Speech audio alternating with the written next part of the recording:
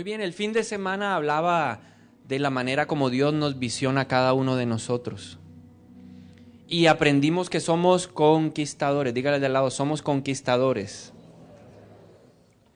Y una de las características del conquistador, bueno, voy a recordar las 3 características de un conquistador, pero me voy a centrar en una de ellas. Dice, un conquistador es una persona que tiene al Espíritu Santo en su vida. Y el Espíritu entonces lo guía y lo orienta a la verdad. Y por eso una persona que tiene esa bendición del Espíritu Santo es un conquistador. La segunda característica de un conquistador es que esa persona tiene la presencia de Dios sobre su vida. Y veíamos lo que dice la palabra en Esdras capítulo 7, versículo 27-28 frente a eso. Dice, alaben al Señor Dios de nuestros antepasados, que hizo que el rey deseara embellecer el templo del Señor en Jerusalén. Y alábenlo porque me demostró tal amor inagotable al honrarme delante del rey, sus consejeros y todos sus poderosos nobles. Me sentí alentado porque la bondadosa mano del Señor mi Dios estuvo sobre mí. Esa es la segunda característica, la mano bondadosa del Señor está sobre una persona conquistadora. Y la tercera característica, tenemos el poder del Espíritu Santo para llevar a cabo lo que Dios nos ha llamado a hacer, a ejecutar en nuestra vida. Y hoy quiero centrarme en la característica número 2 de una persona conquistadora. Un conquistador se caracteriza por tener la presencia de Dios en su vida. Ahora, frente a esto me gustaría hacerle una pregunta.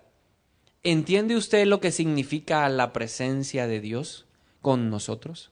¿Entendemos la trascendencia de uno de los nombres de Jesús, Emmanuel, Dios con nosotros? Dios con nosotros. ¿Cuántos de ustedes podrían dar una afirmación o una definición precisa de lo que significa contar con la presencia de Dios? ¿Cuántos tienen esa certeza hoy? Yo me atrevería a definir la presencia de Dios de la siguiente manera. Yo diría que la presencia de Dios es la manifestación visible de un Dios invisible. Una manifestación que se hace evidente a los ojos de las personas que rodean a ese conquistador. Un conquistador entonces se caracteriza porque la presencia, la mano de Dios está sobre él. La presencia es la manifestación visible de la gloria de Dios, la manifestación visible del poder de Dios y la manifestación visible de la bendición de Dios sobre la persona que es conquistadora. Ahora, entendiendo eso, la pregunta es, ¿la presencia de Dios está visible en mi vida? ¿Soy un conquistador sobre el cual la gloria de Dios se hace evidente? ¿El poder de Dios se hace evidente? ¿La bendición de Dios se hace evidente? Pregúntele al del lado, ¿eres una persona portadora de la presencia de Dios? La presencia de Dios es algo visible y la gente lo va a distinguir. Y la gente se va a preguntar, ¿por qué ellos no y usted como conquistador sí? ¿Por qué usted sí tiene ciertamente el bien y la misericordia siguiéndolo todos los días de su vida y a otras personas no? ¿Por qué a usted todo le sale bien? ¿Alguna vez le han preguntado eso? ¿Por qué a usted todo le sale derecho? ¿Y por qué a mí no?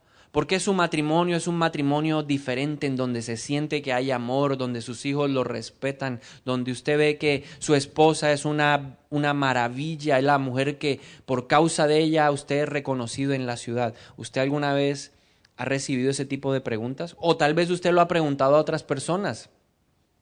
Y es porque la presencia, la manifestación de Dios es evidente en la vida de un hijo, de un conquistador. No podemos olvidar la manera como Dios nos ve. ¿Cómo nos ve Dios? Como conquistadores. Y por eso Él permite que su presencia sea evidente en nosotros. El mismo Señor Jesucristo frente a esto dijo lo siguiente: a los que creen en mi nombre, señales más grandes que las que yo hice, los seguirán. En mi nombre echarán fuera demonios. Aún ellos podrán beber cosa mortífera y no les hará daño. Se podrán parar sobre serpientes y escorpiones y no los afectará. Aún impondrán sus manos, orarán por los enfermos y estos se sanarán. Porque es una característica visible de un conquistador. Ahora, en el Antiguo Testamento vemos que Dios se manifestaba y era visible a los ojos de sus hijos y de sus enemigos. Si usted recuerda la salida del pueblo de Israel de Egipto, Dios se manifestó, su presencia fue visible a los ojos tanto de los israelitas como de los egipcios. La Biblia dice que de día el Señor guiaba a su pueblo a través de una nube y en la noche el Señor los protegía con una columna de fuego. Y cuando Faraón empezó la persecución contra el pueblo de Israel, Dios se puso como obstáculo entre el pueblo de Israel y el ejército de Faraón.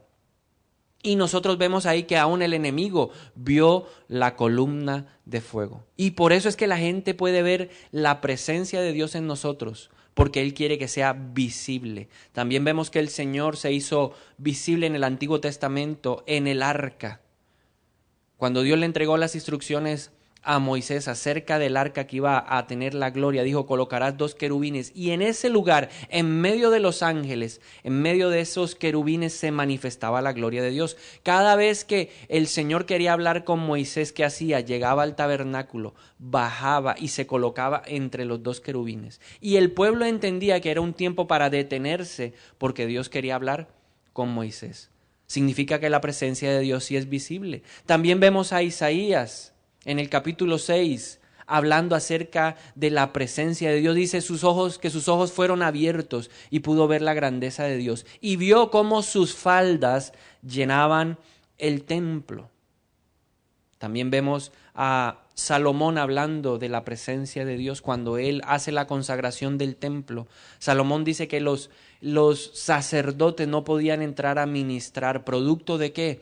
De la presencia de Dios. Era una fuerza gloriosa que impedía que los sacerdotes pudieran estar en la presencia de Dios. Eso lo vemos en 2 de Crónicas capítulo 7 versículo 2. Dice: los sacerdotes no podían entrar en el templo del Señor porque la gloriosa presencia del Señor lo llenaba.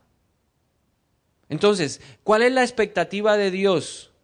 Que su presencia sea evidente en la vida de nosotros. Ahora, en el Nuevo Testamento, esa manifestación de la presencia de Dios en la vida del creyente se efectúa o se ejecuta a través del poder del Espíritu Santo. Es la mayor bendición, porque la Biblia dice que ahora nosotros somos ese templo. ¿No se han dado cuenta de que somos templo del Espíritu Santo? Dice el apóstol Pablo.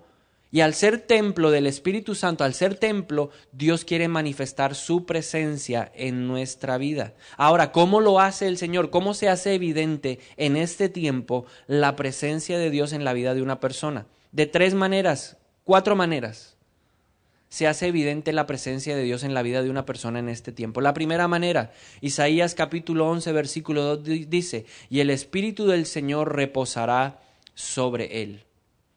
Y viene un espíritu de ¿qué? Sabiduría, entendimiento, consejo, poder, conocimiento y temor del Señor.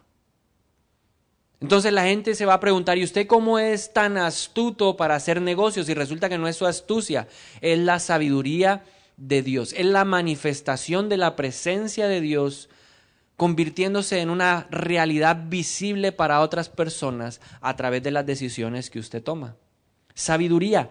La Reina Valera dice, en vez de entendimiento, inteligencia. En su trabajo lo van a respetar, lo van a admirar por su inteligencia, porque lo que usted hace a nadie más se le ocurre, porque esa es una manifestación de la presencia de Dios. Consejo, poder, conocimiento y sobre todo temor del Señor. La segunda manera como el Señor quiere manifestarse en nuestro tiempo, en hacer evidente su presencia, es a través del fruto de su Santo Espíritu. Gálatas capítulo 5 versículo 22 al 23 dice: en cambio, la clase de fruto que el Espíritu Santo produce en nuestra vida es amor, alegría, paz, paciencia, gentileza, bondad, fidelidad, humildad y control propio. Cada vez que una persona manifiesta un fruto del Espíritu Santo, ¿qué es lo que la gente está pudiendo ver? La presencia de Dios. Cada vez que usted ama al que lo odia a usted, cada vez que usted perdona, usted le está enseñando a esa persona lo que es la presencia de Dios. Cada vez que usted demuestra tener paz en medio de la tormenta, en medio de la tribulación, en medio de la enfermedad, en medio de la dificultad, usted le está enseñando a las personas lo que es la presencia de Dios. Cada vez que usted es gentil con su boca, cada vez que usted es gentil con sus actitudes, usted le está enseñando a la gente lo que es la presencia de Dios. Cada vez que usted decide ser bondadoso, humilde y aún autodisciplinado, usted le está enseñando a la gente lo que es la presencia de Dios. También podemos manifestar la presencia de Dios en este tiempo a través de los dones del Espíritu Santo. Entonces, si yo hablo en lenguas, se hace evidente que la presencia de Dios en nuestra vida. Si yo interpreto, si el Espíritu de Dios me da la interpretación de esas lenguas para la edificación de las personas que me rodean, no solamente yo soy consciente de la presencia de Dios, sino el que está al lado está recibiendo un mensaje de Dios directamente y nos permite entender la presencia de Dios. Lo mismo la palabra profética o el discernimiento de espíritus o la palabra de ciencia o revelación o la palabra de sabiduría. Aún la fe para recibir el milagro es una manifestación de la presencia de Dios. Las sanidades y los milagros que Dios hace en medio de nosotros son una manifestación de la presencia de Dios. ¿Cuántos de ustedes han podido evidenciar en su propia vida esa manifestación a través de los dones del Espíritu Santo? Sea que usted hable en lenguas, sea que usted las interprete, sea que usted haya recibido una palabra profética o usted haya dado una palabra profética, sea que ya Dios le permita moverse a través del Espíritu Santo en los dones de revelación, de ciencia, de sabiduría, o aún orar por los enfermos y que estos sanen. ¿Cuántos han recibido algún milagro de sanidad? ¿Cuántos pueden testificar a través de su sanidad que la presencia de Dios está con usted? Entonces declárelo, dígale de los Dios me sanó. Esa es otra forma. Y finalmente, la cuarta manera como Dios está manifestando su presencia en este tiempo es a través de las bendiciones. Respecto a esto, el salmista David dijo lo siguiente en el Salmo 23, versículo 6, dijo: ciertamente el bien y la misericordia me seguirán todos los días de mi vida. Entonces, ¿cuál es la expectativa del Señor? ¿Cuál es la expectativa de Dios? Que su presencia sea evidente en nuestra vida, pero será para la vanagloria del hombre. No hay un propósito. El propósito de Dios de hacerse evidente es para que su reino se establezca en la tierra. Dios quiere que su reino crezca. Recuerde lo que dijo Jesús: yo no he venido a condenar al mundo, yo vine a traer salvación. Y hay muchas maneras de traer a las personas al reino, pero no hay una forma más sorprendente que a través del poder de Dios. Hay gente que no va a convencerse de la existencia de un Dios si no es a través de una manifestación poderosa de su presencia. En mi caso, Dios permitió que yo pudiera hablar en lenguas espirituales, incomprensibles para cualquier razonamiento humano, incomprensibles para mí mismo. Pero eso me permitió entender que la presencia de Dios sí es una realidad en nuestra vida. Pude comprender lo que Pablo dijo cuando se refirió al Espíritu Santo como las arras, como ese compromiso de Dios con nosotros, de que nunca nos dejaría, de que nunca nos abandonaría. Así que estas manifestaciones nos permiten tener certeza, aumentar nuestra fe. Ahora, todo esto que hemos hablado acerca de la manifestación de la presencia de Dios la podemos ver en la vida de un hombre llamado José. Génesis 39:5 dice: desde el día en que José quedó encargado de la casa y de las propiedades de su amo, el Señor comenzó a bendecir la casa de Potifar por causa de José. Si yo fuera empresario, desearía contratar a personas que tengan evidencias de la presencia de Dios en su vida. No un cristiano, porque muchos se llaman cristianos, pero no tienen evidencia de la presencia de Dios en su vida. No hay amor, no hay gozo, no hay respeto, no hay honra, no hay lealtad. Pero cuando una persona es verdaderamente hijo de Dios, esas empresas empiezan a recibir ¿qué? Bendición. Por causa suya empiezan a ser bendecidas. Y dice la palabra entonces que todos los asuntos de la casa marchaban bien, y las cosechas y los animales prosperaron. ¿Pero por qué estaba la bendición? Porque era una realidad, la presencia de Dios en la vida de José. Ahora, algo interesante que tengo que aprender acerca de la presencia de Dios. Hay un atributo de Dios que es la omnipresencia, significa que Dios está presente en todas partes. Pero esto no implica que Dios se manifieste en todos los lugares. No implica que Dios se manifieste en todos los corazones. Por eso debemos hacernos una siguiente pregunta. ¿Por qué Dios no se manifiesta en todas partes, o en todos los corazones, o en todas las personas, si Él es omnipresente? Él llega a ese lugar, pero la manifestación de su poder, la manifestación de su gloria, la manifestación de su bendición no se hace evidente en todas partes. Entonces pregúntese, ¿Dios se está manifestando en su vida? Pregúntele al de al lado, ¿Dios se manifiesta en tu vida? A veces, pastor, hay una vez al año Dios como que hace algo especial. Amén. Y la pregunta es, ¿por qué Dios no se manifiesta entonces en mi vida? ¿Por qué no es visible la gloria de Dios en mí? ¿Por qué si yo oro ni siquiera se sana un perrito? Nada, no se sana nada. Ni los zancudos, ahora los mosquitos se salvan. Y hay 7 razones por las cuales yo creo que Dios no se manifiesta en todo lugar o en todo corazón. Y para eso quiero pedirle que abra su Biblia. Vamos a leer varios pasajes para encontrar las 7 razones por las cuales creo yo que Dios no se manifiesta en todos los lugares. Primer pasaje. Primera de Samuel, capítulo 4, versículo 1 al 10. Vamos a leerlo y luego vamos a identificar la primera razón por la cual Dios no se manifiesta en todos los lugares. ¿Qué dice Primera de Samuel 4, del 1 al 10? Dice, en aquel tiempo Israel estaba en guerra con los filisteos. El ejército israelita acampaba cerca de Benecer y los filisteos estaban en Afec. Los filisteos atacaron al ejército de Israel y lo derrotaron, matando a 4,000 hombres. Terminada la batalla, las tropas se retiraron a su campamento y los ancianos de Israel se preguntaban, ¿por qué permitió el Señor que los filisteos nos derrotaran? Después dijeron, traigamos de Silo el arca del pacto del Señor.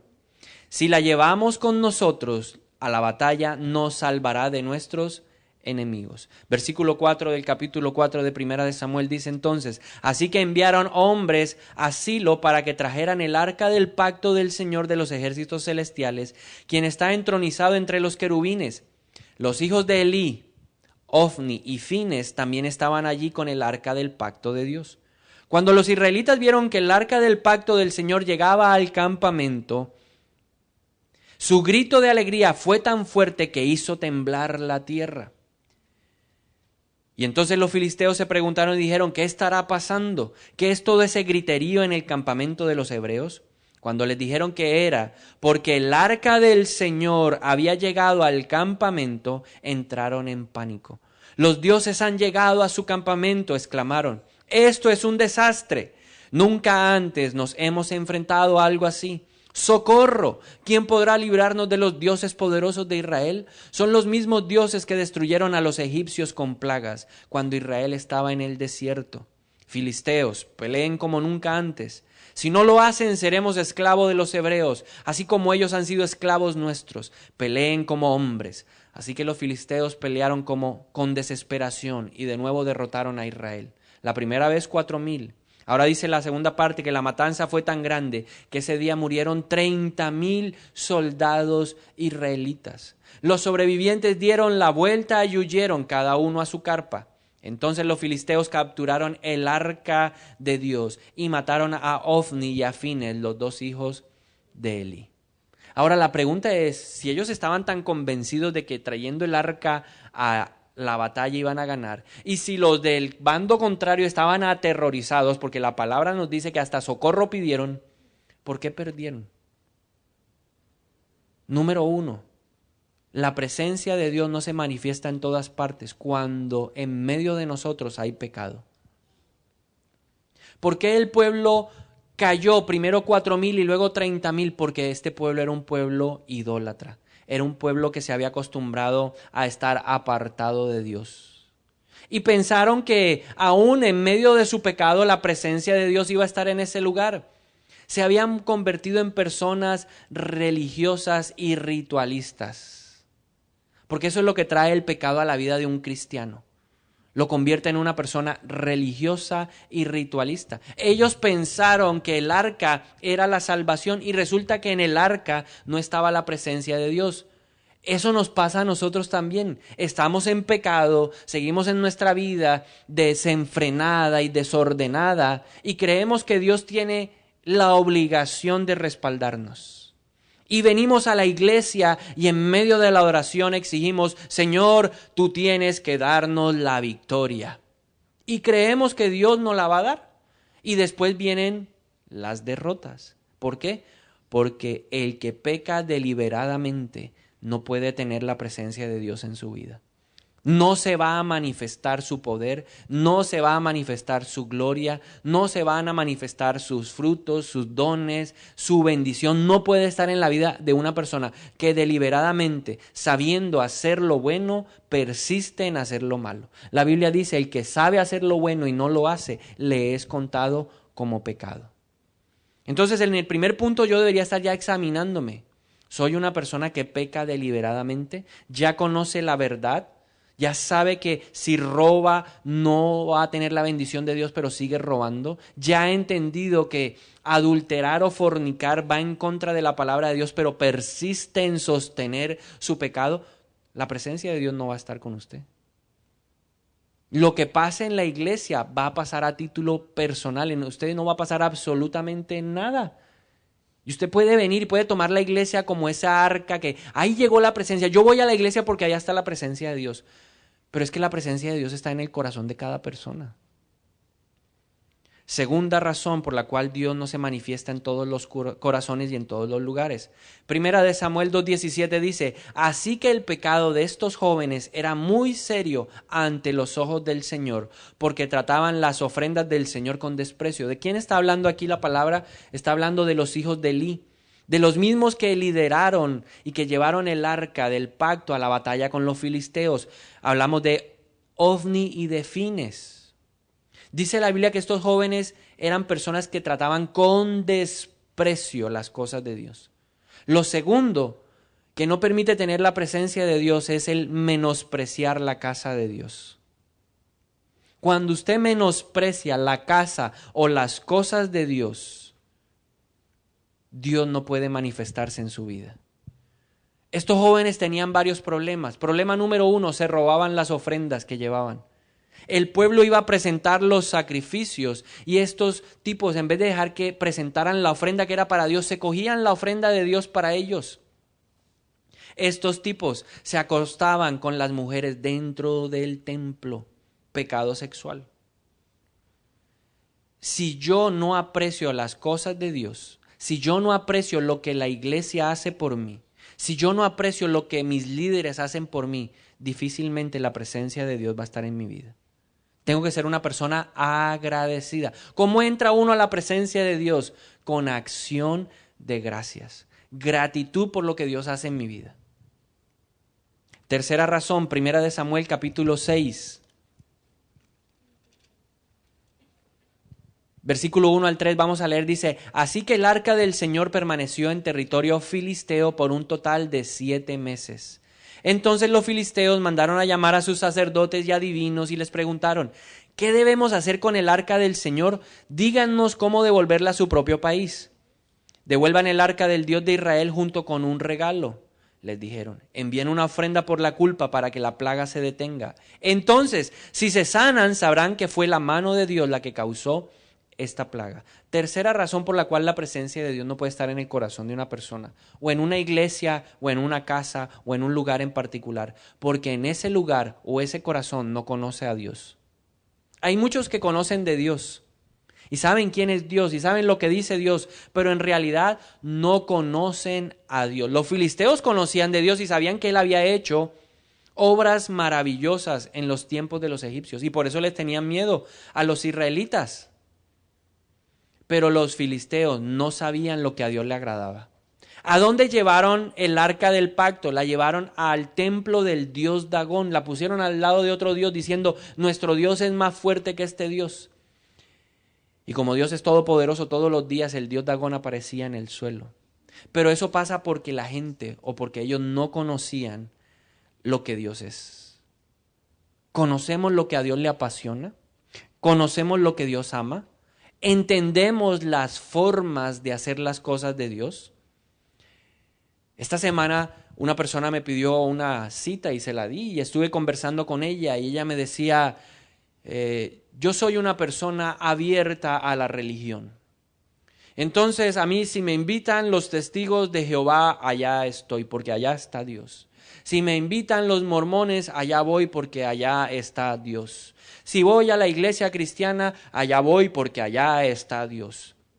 Si me invitan a la iglesia católica, allá voy porque allá está Dios. Y lo único que se me ocurrió en el momento por la ayuda del Espíritu Santo fue decirle, no todos los caminos conducen a Roma. Y no en todas partes está Dios. Porque muchos dirán, Señor, Señor, en tu nombre eché fuera demonios. Pero Jesús los desechará porque no los conoce, porque ellos jamás lo conocieron. Entonces eso nos puede estar pasando a nosotros. Creemos que por venir a la iglesia ya conocemos a Dios y ya estamos matriculados en el cielo. Pero quiero decirle algo, con Dios no hay atajos, con Dios no hay caminos cortos. Para conocer a Dios se necesita leer la palabra, porque aquí es donde está la verdadera revelación. Y yo me di cuenta, yo le dije a esa persona, realmente me doy cuenta de que poco conoces a Dios. Porque si lo conocieras, entenderías que al Dios al que nosotros servimos es un Dios Padre, Hijo y Espíritu Santo, y no en todas partes te hablan del mismo Dios. Si a mí me invitan a una iglesia musulmana, yo no voy porque allá no está mi Dios. Si a mí me invitan a una iglesia mormona, yo no voy porque allá no está mi Dios. Si a mí me invitan a una iglesia de los testigos de Jehová, yo no voy a ese lugar. ¿Por qué? Porque allá no están hablando de mi Dios. Entonces nosotros tenemos que conocer a nuestro Dios. Hay muchos que dicen, yo lo conozco, pero el hecho de que usted venga a la iglesia no implica conocimiento de Dios. Hay muchos aquí hoy sentados que dicen conocer de Dios, mas en realidad no conocen a Dios y por eso no se manifiesta su presencia en su vida. Lo cuarto está referido en 1 de Samuel, capítulo 6, versículo 13 al 17, que no nos permite ver la manifestación de Dios. 1 de Samuel 6, 13 al 17 dice, ahora bien, los habitantes de Bet-Semes estaban cosechando trigo en el valle, y cuando vieron el arca, porque los filisteos decidieron devolver el arca, ellos vieron el arca, se llenaron de alegría. La carreta entró en el campo de un hombre llamado Josué, y se detuvo junto a una roca grande. Entonces la gente hizo pedazos la madera de la carreta para la leña. Mató a las 2 vacas y las sacrificó al Señor como una ofrenda quemada. Versículo 15. Varios hombres de la tribu de Leví levantaron de la carreta el arca del Señor y el cofre que contenía las ratas y los tumores de oro y los pusieron sobre la roca grande. En ese día el pueblo de Bet-Semes ofreció muchos sacrificios y ofrendas al Señor. Versículo siguiente. Los 5 gobernantes filisteos observaron todo esto y luego regresaron a Ecrón ese mismo día. Los 5 tumores de oro enviados por los filisteos al Señor como ofrenda por la culpa eran regalos de los gobernadores de Asdod, Gaza, Ascalón, Gat y Ecrón. Las 5 ratas de oro representaban las 5 ciudades filisteas junto con sus aldeas vecinas que eran controladas por los 5 gobernantes. La gran roca de Bet-Semes donde se colocaron el arca del Señor todavía está en el campo de Josué como un testimonio de lo sucedido allí. Y quiero seguir un poco para que sigamos viendo lo que pasa. Versículo 19. Pero el Señor mató a 70 hombres de Bet-Semes porque miraron dentro del arca del Señor. Hubo alegría cuando vieron el arca. Hicieron sacrificios, hicieron ofrendas al Señor, mataron las vacas, la madera de la carreta sirvió para el holocausto, para prenderle fuego. Pero de un momento a otro, lo que era una bendición se convirtió en una maldición. ¿Por qué? porque estos hombres irrespetaron la presencia de Dios. ¿Por qué la presencia de Dios no se manifiesta en nosotros? Número 4, porque irrespetamos la presencia de Dios. ¿Qué irrespetaron ellos? Moisés, frente a esta conducta, escribió en Números capítulo 4, versículo 20 lo siguiente: los coatitas jamás deben entrar en el santuario a mirar los objetos sagrados ni por un instante, si no morirán. El no ser detallista con las cosas que Dios nos pide puede llevarnos a ser personas irrespetuosas de la presencia de Dios. ¿Qué considero yo de manera personal un irrespeto a la presencia de Dios? Que yo no tenga la precaución de apagar mi celular y suene en medio de la predicación o en medio de la alabanza. Eso es un irrespeto a la presencia de Dios. ¿A usted le gustaría que le pasara con el presidente de su compañía? ¿Con su jefe? ¿En su clase? Porque aún en medio de la clase eso es un irrespeto a la autoridad. Y dice la Biblia, toda autoridad es impuesta por Dios. Un irrespeto a la presencia de Dios es llegar tarde a las reuniones con Dios. ¿A qué hora llegó usted? Pregúntele, ¿a qué hora llegaste? Y a veces entonces decimos, ay Señor, ¿por qué no te manifiestas en mí? Y es porque llegué tarde a la reunión, a la presencia de Dios. Y a todo lo de Dios llego tarde. O sea, yo digo que llegue uno una vez, listo, porque es una situación particular, pero que siempre sea la costumbre y que usted sea siempre el último en llegar a todo lo de Dios. ¿No le parece que eso es irrespetar? Si el presidente de la República lo invitara a una cena para hablar de la paz, ¿a qué hora llegaría usted?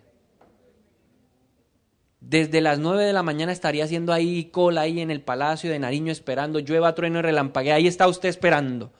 Pero cuando son las cosas de Dios, no le damos la misma trascendencia. Quinto, Primera de Samuel 7, 1, 2. Entonces Dios mató a los de Bet-Semes y se decidieron enviar el arca a otra parte. Y en el versículo 1 del capítulo 7 dice, entonces los hombres de Kiriat Jearim fueron por el arca del Señor. Le dijeron, oiga, vengan porque esto es una tragedia. Llévense esta cosa. Y se la llevaron a la casa de Abinadab, que estaba en las laderas, y comisionaron a su hijo Eleazar para que se encargara de ella. El arca permaneció en Kiriat Jearim mucho tiempo, dice 20 años en total. Durante ese tiempo todos los israelitas se lamentaron porque parecía que el Señor los había abandonado. Quinto aspecto que se roba la presencia de Dios, la indiferencia hacia Dios. ¿Cuántos años tuvieron el arca esta familia? 20 años. ¿Cuánto tiempo estuvo esta arca en el pueblo de Kiriat Jearim? 20. Y no se evidencia que haya pasado absolutamente o no pasó absolutamente nada en la vida de esa gente. No hay señales de que la familia de Abinadab, de Eleazar y por allá más adelante Usa hubieran recibido la presencia de Dios como un regalo. Se acostumbraron a la presencia de Dios. El arca se convirtió en la mesa del comedor de la casa de Abinadab, de Eleazar y de Usa. Un objeto más. Entonces, ir a la iglesia es una cuestión más. Ir a un curso de formación es porque hay que hacer el curso de formación. Leer la Biblia, pues, porque hay que leerla, porque si no, no pasamos el curso de formación. Todo se convierte en algo sin valor, sin trascendencia.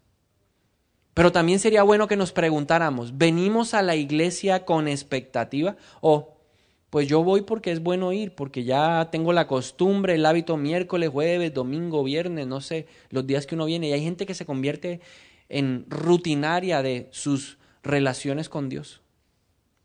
Y así le pasó a estas personas, no tenían expectativa. Y la gente perdió la expectativa, dicen, ya parecía que el Señor los había abandonado a todos. La sexta situación que lleva a perder la presencia de Dios, segunda de Samuel, ya vámonos para el momento en que David decide traer el arca. Segunda de Samuel capítulo 6. Versículo 1 al 4 dice lo siguiente: entonces David volvió a reunir a las tropas más selectas de Israel, un total de 30,000, y las llevó a Baala de Judá para traer de regreso el arca de Dios que lleva el nombre del Señor de los ejércitos celestiales, quien está entronizado entre los querubines. Así que pusieron el arca de Dios en una carreta nueva y la retiraron de la casa de Abinadab, que está en una colina. Al salir de la casa, Usa y Ahío, hijos de Abinadab, guiaban la carreta que cargaba el arca de Dios. Ahío caminaba delante del arca. Seguir los patrones del mundo. Ya habían pasado más de 20 años, pero David sabía la historia de que los filisteos habían regresado el arca colocándola sobre una carreta. Y entonces él dijo, pues sigamos los patrones del mundo. Hagamos lo que el mundo hace y verá que la presencia de Dios está ahí. Y yo me hice esta pregunta. ¿Usted no se ha dado cuenta cuando hay una procesión cómo termina todo? Con parranda. Y la gente cree que con la banda y que con la botella de ron está la presencia de Dios. Y eso es pura tradición, esa es la forma como el mundo lo hace. Y nosotros queremos traer ese modelo a la iglesia de Dios. Entonces queremos hacer celebraciones así y luego dañar lo que hemos hecho con el pecado y pensamos que Dios va a estar ahí. ¿Sí se ha dado cuenta las procesiones? La Virgen del Carmen, ¿cómo termina? Todo el mundo hincho. Y felices porque Dios se manifestó. Y nosotros a veces no somos muy diferentes de ellos. Adoptamos eso y celebramos, pero estamos celebrando con manos sucias. Estamos celebrando con un corazón dañado. Pecado. El pecado daña la fiesta que le hemos hecho al Señor. Seguir los patrones del mundo. Pensar que uno puede estar en esa conducta alabando y adorando a Dios. Y finalmente el séptimo punto que roba la presencia de Dios, 2 de Samuel 6, 6 al 7. Entonces David llevaba el arca en la carreta. Iban Usa y Ahío. Y dice que cuando llegaron al campo de trillar de Nacón, los bueyes tropezaron y Usa extendió la mano para sujetar el arca de Dios. Entonces encendió el ojo del Señor contra Usa y Dios lo hirió de muerte debido a lo que hizo. Así fue como Usa murió allí mismo junto al arca de Dios. Y uno podría decir, uy, pero es que Dios es exagerado. Y así a veces venimos a la iglesia y decimos que Dios sí es exagerado, el pastor sí es exagerado, todo el tiempo es dele y dele y dele con la historia del pecado, que es artera. ¿Cuándo van a hablar de prosperidad? ¿Cuándo van a hablar de bendición? ¿Cuándo van a hablar que la gloria de Dios se va a manifestar? ¿Cuándo Dios me va a quitar la enfermedad? ¿Cuándo va a orar Él? Y resulta que Usa se había acostumbrado tanta a la presencia de Dios que no se dio cuenta que su acción, aunque era noble, aunque era buena, lo estaba llevando a desobedecer un mandato de Dios. Números 4:15 dice frente a eso, el campamento estará listo para trasladarse cuando Aarón y sus hijos hayan terminado de cubrir el santuario y todos los objetos sagrados. Entonces los coatitas vendrán y transportarán todo esto al siguiente destino, pero no deberán tocar los objetos sagrados, pues morirán. Y es Dios dándole trascendencia a su santidad. Usted y yo entendemos la santidad de Dios. A veces no, porque venimos aquí y queremos con nuestras acciones tocar las cosas de Dios, dañar las cosas de Dios. Venimos a la iglesia y venimos peleando en el carro, venimos insultándonos. Pero apenas nos bajamos, todo el mundo sonríe en el carro.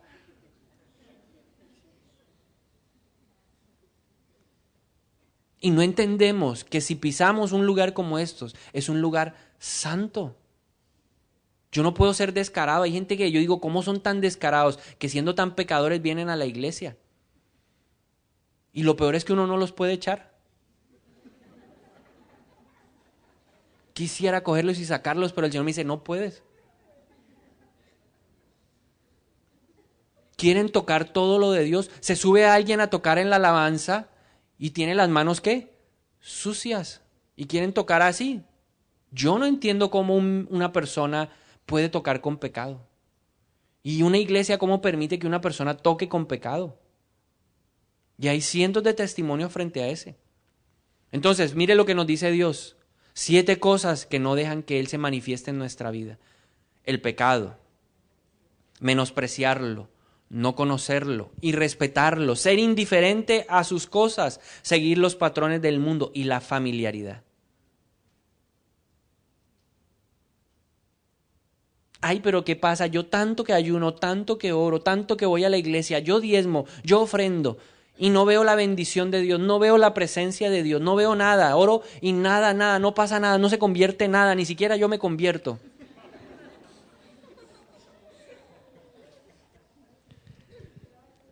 Pero pasa algo espectacular. Segunda de Samuel 11 al 12 dice: el arca del Señor permaneció en la casa de Obed-edom por 3 meses, y el Señor bendijo a Obed-edom y a los de su casa. ¿Qué pasó en 3 meses? 20 años y no pasó nada en el otro lado. Y aquí 3 meses y ¿qué? Dios los bendijo. Entonces le dijeron al rey David: el Señor ha bendecido a los de la casa de Obed-edom y a todo lo que tiene a causa del arca de Dios. La bendición fue una evidencia para todos. Y todo el mundo dijo: algo pasó en ese lugar. ¿Qué estará pasando en la vida de estos? ¿Qué fue lo que, cómo así que le salió semejante trabajo? ¿Qué fue lo que hizo? Algo pasó. ¿Que se sanó? ¿Cómo fue eso? Porque fue evidente para los demás. Algo pasó en la vida de Obed-edom. Y yo creo que una persona que respeta y ama a Dios tiene 3 marcas que demuestran que conoce al Señor. 3 marcas de una persona que puede decir con certeza: la presencia de Dios está conmigo. Así como estuvo con Daniel, o así como Josué o José lo pudo decir, o Moisés o Josué. 3 marcas de una persona, para que usted las revise a ver si tiene las marcas de una persona que puede manifestar el poder de Dios, la gloria de Dios, la inteligencia, la sabiduría de Dios. En primer lugar, primera marca: obedece los mandamientos. Esa persona no le pone pero, no le pone tilde, no le pone coma, no le añade nada. Esa persona es obediente al primer llamado. Si Dios dice A, él hace A. Si Dios le dice siéntese, él se sienta. Primera de Juan 2:3 dice: podemos estar seguros de que conocemos a Dios si obedecemos sus mandamientos. Es que, pastor, yo todavía no estoy convencido de los diezmos. Es que la verdad es que yo sigo con esa lucha interna. Pastor, yo todavía no entiendo por qué no me puedo emborrachar. Es que estoy luchando con eso. No, pastor, lo que pasa es que yo estoy luchando. Es que hay una amiga, pastor, eso que tiene. Yo la voy a dejar, pero no entiendo por qué no debo ser adúltero. No lo entiendo. Si usted todavía está en esa lucha, usted no está obedeciendo. El que obedece puede decir que tiene la manifestación de la presencia de Dios. El segundo lugar, la segunda marca: no vive en el pecado. Primera de Juan 3:6 dice: todo el que siga viviendo en él no pecará. Pero todo el que sigue pecando no lo conoce ni entiende quién es él. Ahora, eso no significa que usted y yo no vamos a fallar. Todos pecamos. Aquí no hay nadie. Esa persona del martes me decía: es que ustedes nos hacen sentir pecadores. Le dije: pues es que usted se está sintiendo pecador porque usted es culpable. Su propia culpabilidad lo condena. ¿Yo qué culpa tengo que usted se sienta así? Porque al igual que usted, yo reconozco que soy pecador. Lo que pasa es que el pecado ya no es mi estilo de vida. Yo antes me emborrachaba jueves, viernes, sábado y domingo. Y si podía el lunes, pues de una vez ahí también para pasar el guayabo. Y entendí que eso no le agrada a Dios. Y abandoné eso. Que me equivoco ahora, que peleo con mi mujer, sí. Que a veces se me sale la piedra y contesto mal, también. Pero no es el estilo diario de mi vida.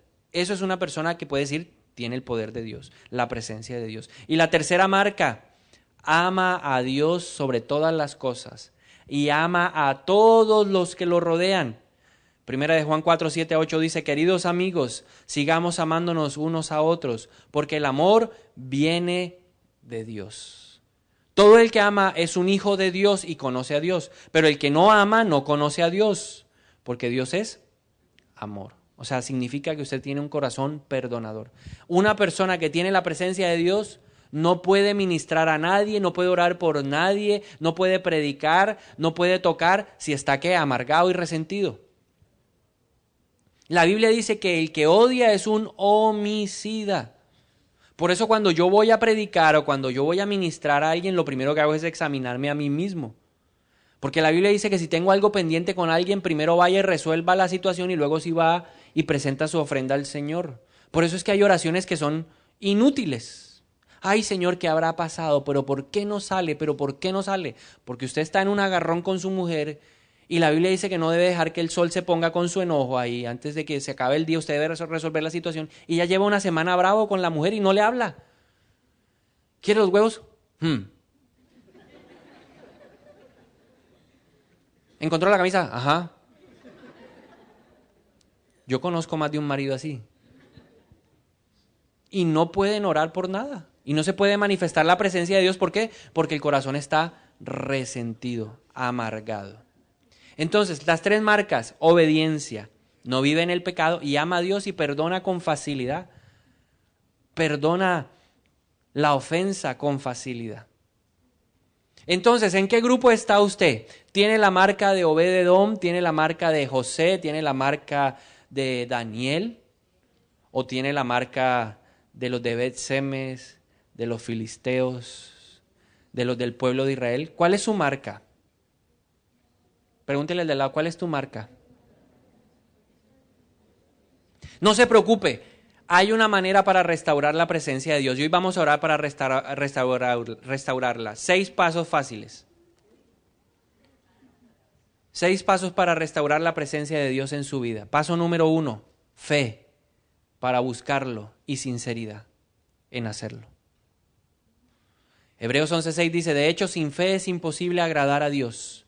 Todo el que desea acercarse a Dios debe creer que Él existe y que Él recompensa a los que lo buscan con sinceridad. Entonces la pregunta que yo me hago es, voy a buscar a Dios, necesito fe, pero cuando yo me acerco a Dios, debo hacerlo no buscando la dádiva, sino buscando al que me da la dádiva, a Dios. Sinceridad. Segundo punto, usted tiene que disponer un lugar para que la presencia de Dios llegue. En el Antiguo Testamento todos prepararon o el tabernáculo o el templo. En el Nuevo Testamento el Espíritu de Dios vive ¿en dónde? En el corazón. Entonces usted tiene que disponer su corazón. Su corazón es el lugar favorito de Dios. En el corazón es donde Dios quiere manifestarse. Pero ¿sabe qué tiene que tener el corazón? Actitud para luchar en contra del pecado. ¿Qué significa preparar un lugar? Que mi corazón está decidido a pelear contra la concupiscencia de lo que hay en él. Porque la Biblia dice que el pecado está ¿en dónde? En el corazón. Y yo tengo que estar dispuesto a batallar en contra de lo que la palabra de Dios dice que es pecado. Tengo que disponer mi corazón para perdonar. Tengo que disponer mi corazón para obedecer a Dios. Tengo que disponer mi corazón para adorarlo. Proverbios 4:23 dice, sobre todas las cosas, cuida tu corazón, porque éste determina el rumbo de tu vida. Usted sí cuida su corazón. Ese es el lugar donde Dios quiere manifestarse. Entonces tengo que disponerme. Cuando venga a la iglesia, yo tengo que disponerme. Señor, yo voy a ir a que tú me hables. Señor, yo voy a ir a que tú aún me confrontes. Yo voy a ir a que me digas qué quieres que cambie. ¿Usted ora antes de venir a la iglesia? O, mija, apúrese, pipi, vamos, corre, sube los pelados, súbalo. Porque debería haber un momento de preparación. Aún el tiempo de alabanza y de adoración es un momento de preparación para que cuando llegue la palabra, ella pueda caer en una tierra buena. Pero los afanes de este mundo, las preocupaciones del trabajo, se roban la palabra y no le doy la trascendencia y no peleo. Ay, tengo que hacer tal cosa así. Ay, sí. ¿Qué fue lo que estábamos cantando? ¿Cuál fue el versículo que dijo el pastor? Filipenses. ¿Cuál? Y se pierde. Por eso es que se la pasa preguntando tanto el de al lado, ¿qué fue lo que dijo? ¿Qué fue lo que dijo? Porque usted no se dispone, no ora, Señor, dame disposición, que mi espíritu reciba hoy esta palabra. Lo tercero, solo un levita puede cargar el arca. David intentó cargarla con una carreta y fracasó. Y la Biblia dice que solo los levitas podían llevar el arca sobre sus hombros. Ahora, yo quiero que usted le dé significado a la palabra levita. Levita significa un hombre que servía en la casa. O sea, era una persona apartada para Dios, ungida por Dios, llamada por Dios. ¿Qué significa esto? Que usted no puede tener un pie en el mundo y un pie en la iglesia. Yo no puedo andar en ese ritmo, porque nunca se va a manifestar la presencia de Dios. Si yo voy el viernes me emparrando y me emborracho y el sábado quiero que la presencia de Dios esté en mi vida, eso es muy complicado.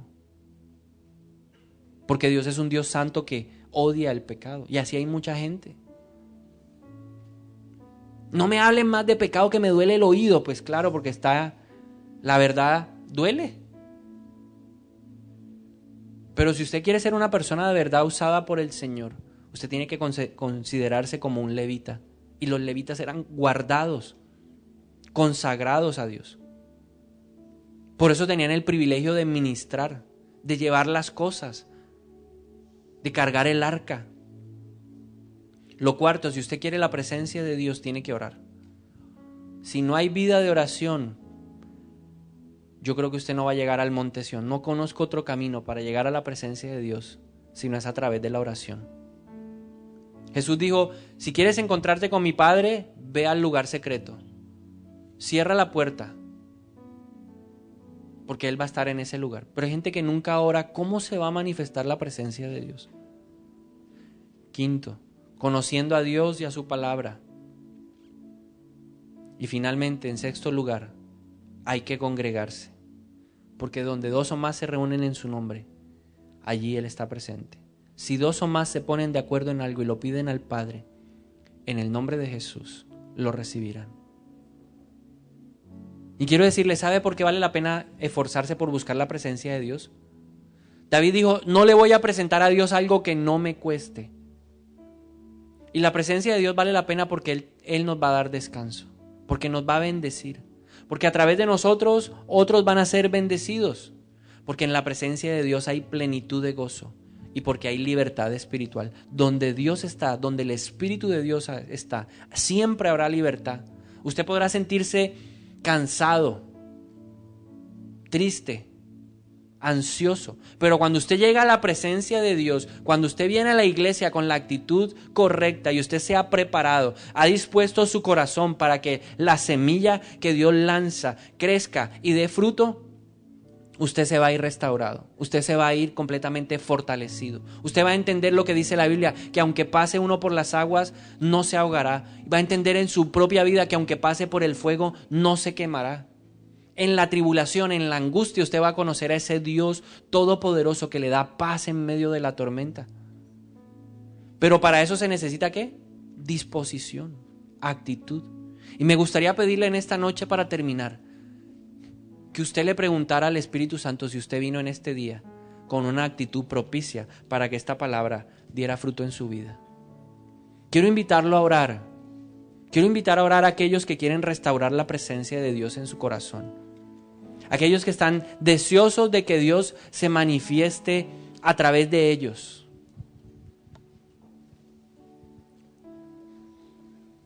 Hoy Dios nos da una oportunidad de levantarnos.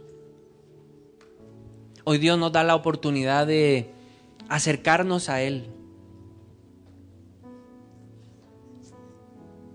Estamos cansados de la religiosidad, de la religión que es el intento del hombre de buscar a Dios.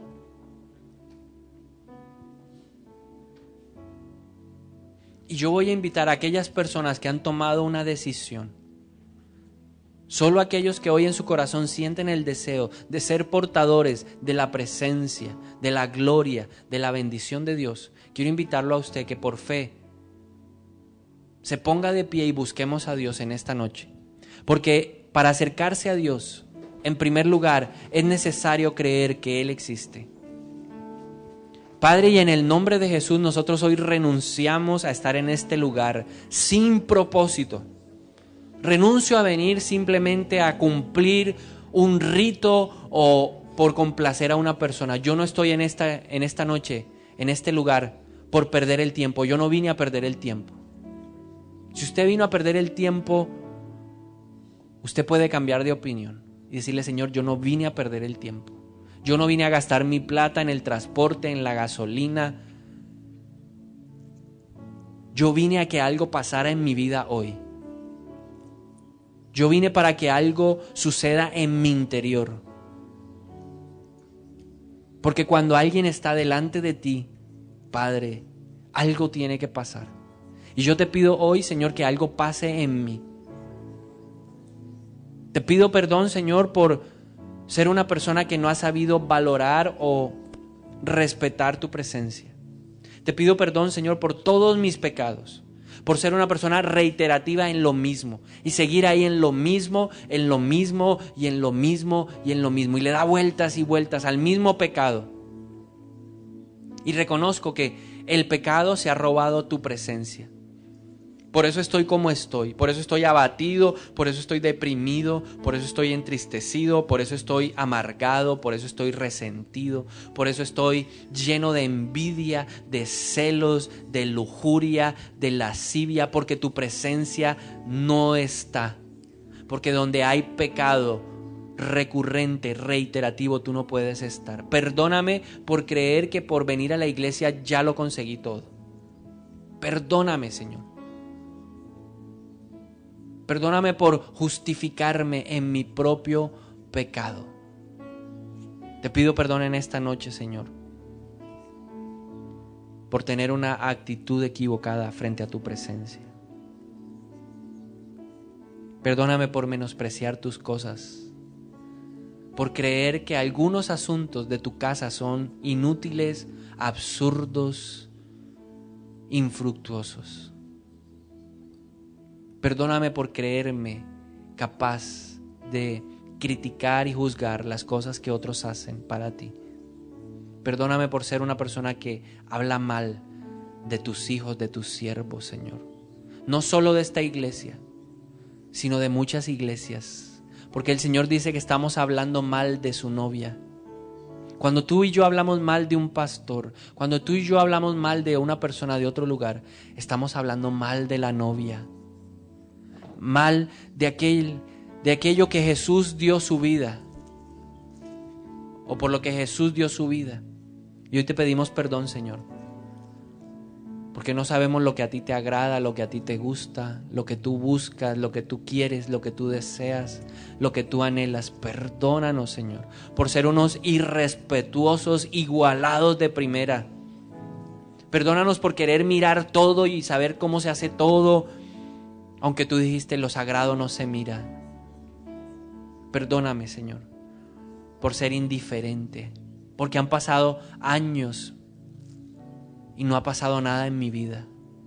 Perdóname porque cada vez que yo entro por esta puerta a tu casa y no soy consciente de que tú estás acá, y llego bravo, llego malgeniado, llego gritando, estoy siendo que indiferente contigo.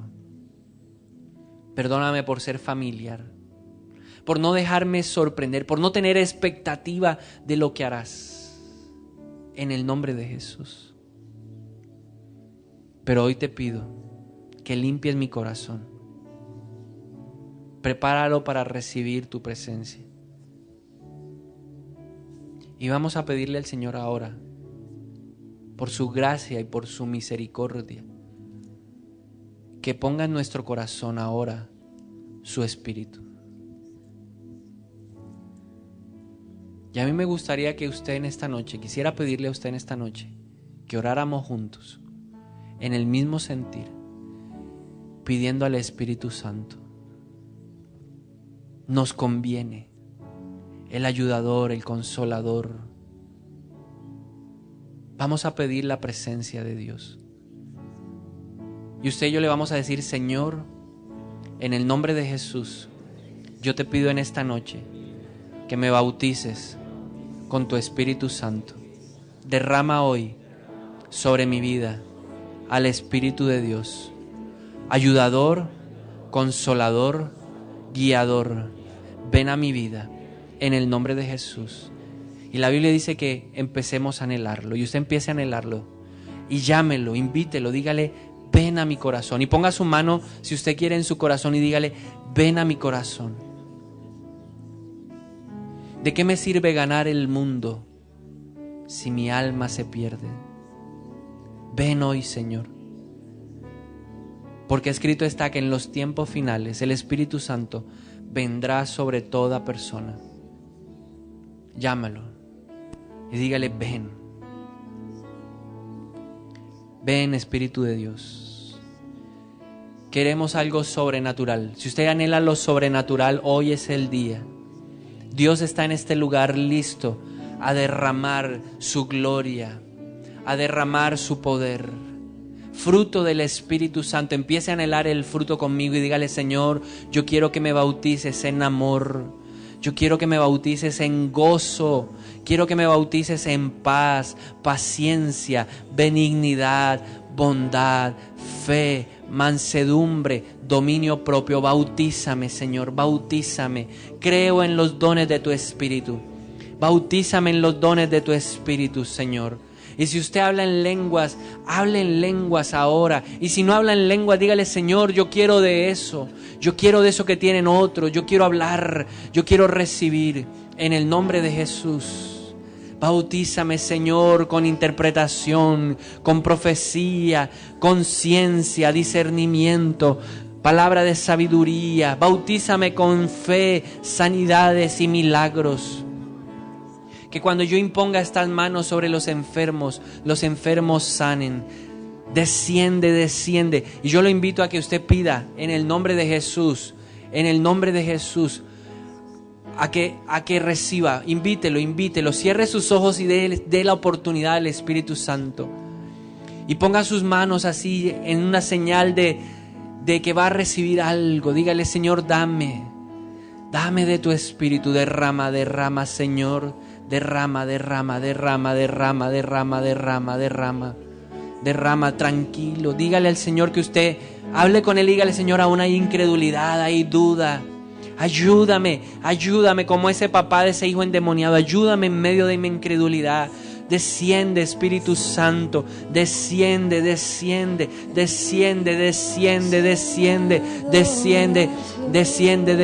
ahora. Desciende aquí. Desciende, Señor. Desciende, Señor. Espíritu, abre esos cielos, Señor, y desciende ahora. Desciende sobre todo corazón que hoy necesita paz, restauración, fuerza. Vamos, desciende. Pídalo en el nombre de Jesús. La gloria, la sequidad de Dios. Corra hacia los brazos del Espíritu Santo.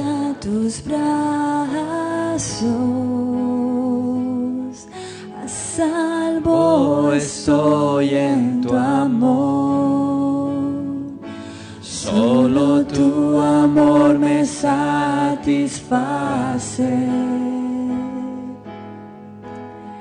Espíritu, ven, abre los cielos hoy. Venimos en adoración, solo tu amor me satisface.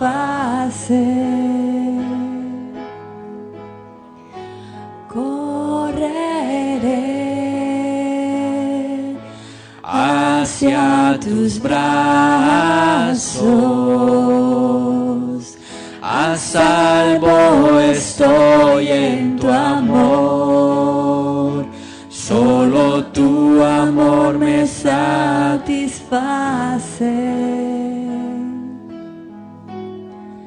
Espíritu, ven. Y vamos a hacer algo en esta noche. Vamos a pedirle a Dios que llene nuestro corazón de amor.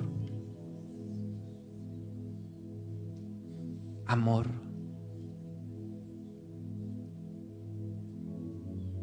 Y ahora, de manera muy respetuosa, yo le pido en esta noche que abrace a una persona y lo abrace con el amor de Dios. Hay gente que necesita solamente un abrazo hoy. Abrácelo.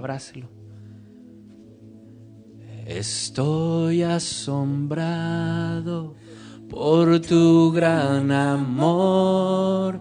Quiero ver tu gloria. Derrámala hoy. Todos abrazados. Abrace a alguien, no se quede sin abrazar. Va a recibir.